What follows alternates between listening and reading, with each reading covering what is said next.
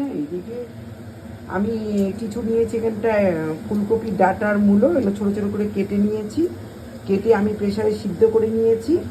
আর এখানে আমি তেল দিয়েছি, কালো জিরা ফোড়ন দিয়েছি। এবার আমি এই ডাঁটাটাকে ছেড়ে দেবো। এবার আমি ডাঁটাটাকে ছেড়ে দিয়েছি। এর মধ্যে আমি দেবো একটু লবণ, পরিমাণ মতন লবণ দেবেন, দিলাম আমি হলুদ। এবার এটাকে আমি ভালো করে নেড়ে চেড়ে নেবো।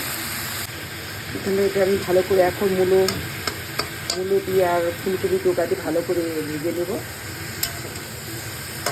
এটা কিছুক্ষণ ভেজে নিতে হবে।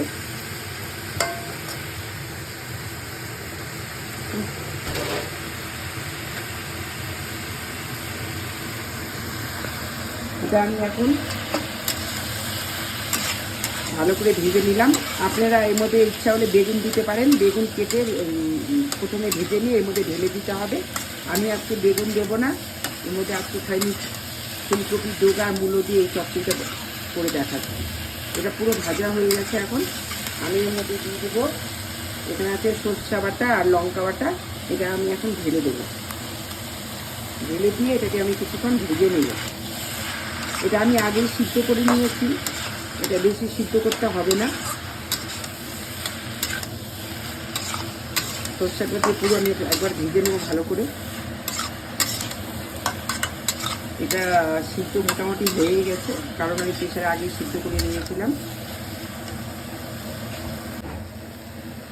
সরষাতে মোটামুটি ভাজা হয়ে গেছে। আমি এর মধ্যে অল্প পরিমাণ জল দেবো, কারণ আমি আগে সিদ্ধ করে নিয়েছি। এটাকে মাখো মাখো হবে। আপনারা ইচ্ছা হলে একটু চিনি দিতে পারেন, একটু চিনি দিলে স্বাদ হয়, কিন্তু আমি চিনি দেবো না। এবার আমি এটাকে একটু 5 মিনিটের জন্য আমি আবার এটাকে ঢেকে দেবো। দেখি এখানে মূলো চচ্চড়িটা আমার হয়ে গেছে। এটা মাখো মাখো হয়ে গেছে ঝোলটা। আপনার মধ্যে একটু আটা বা ময়দা দিয়ে এটা নেড়ে চেড়ে নিতে পারেন, তাহলে একদম মাখো মাখো হয়ে যাবে। অল্প চিনি দিতে পারেন, আমি এর মধ্যে চিনি দেবো না।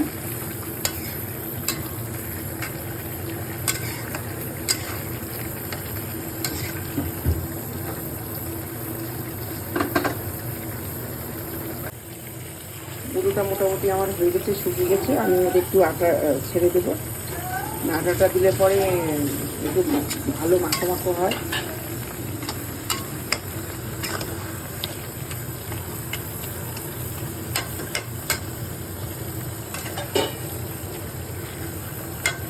নামানোর আগে আপনারা একটু চিনি দিয়ে দেবেন।